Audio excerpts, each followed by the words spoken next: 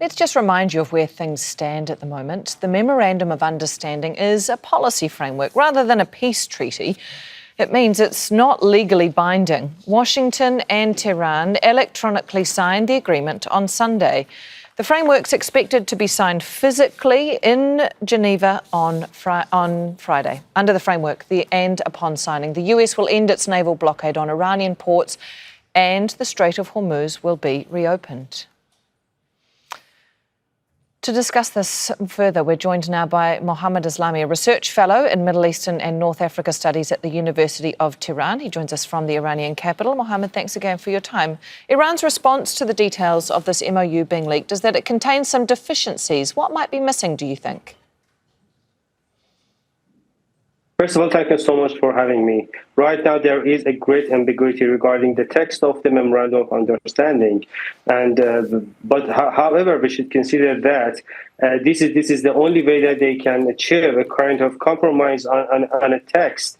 So right now, both parties in Washington and Tehran have the capacity to frame it as a kind of victory after the negotiations, after signing the Memorandum of Understanding and also sharing the full text with other parties and also with those who are waiting for them in their internal politics. So right now, there are some reports claiming about something like freeing the frozen asset of the Iranians, also controlling the Strait of Hormuz, also regional security. So anyways, we should wait for them to sign the deal physically in Geneva, for example, and then there is a kind of long marathon for them to be started after signing the interim deal. They should talk and they should have lots of hard discussions regarding the details of the topics of the negotiation, for example, about the details of the Iranian nuclear capability and also other things.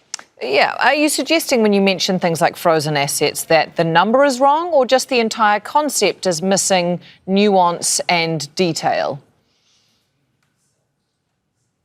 You know, when it comes to something like frozen asset, there were two main problems. The first one was what Donald Trump himself made problem for himself when he talked a lot about the JCPOA as Obama deal. Americans cannot have any kind of achievements without solving the problem for the Iranians to access their own frozen asset. However, Donald Trump wants to frame it as a kind of paving the way for the Iranians to access international market and international investment on the Iranian fields, for example, oil and gas field. So other things is the Iranians cannot trust Donald Trump because last time when they have ignited the war on the Iranians, they were in active negotiations in Geneva. So the Iranians came up with an idea to have some kind of sideline cooperations with other countries like Qatar or Islamabad in terms of having some kind of economic and security measurements outside the text of the Memorandum of Understanding. Mohamed, you talk about trust there. The agreement calls for an end to the war on all fronts, including Lebanon, but it doesn't actually specifically appear to name Israel or Hezbollah. Are you worried that that provides enough flexibility, for instance, for Israel to pursue its current course of action in Lebanon? You know, right now, Israelis understood that Donald Trump cannot tolerate them to sabotage any kind of achievements by Donald Trump in terms of diplomatic settlements with the Iranians. There are lots of discussions between Israelis and Americans. There is no trust between them right now. It is public.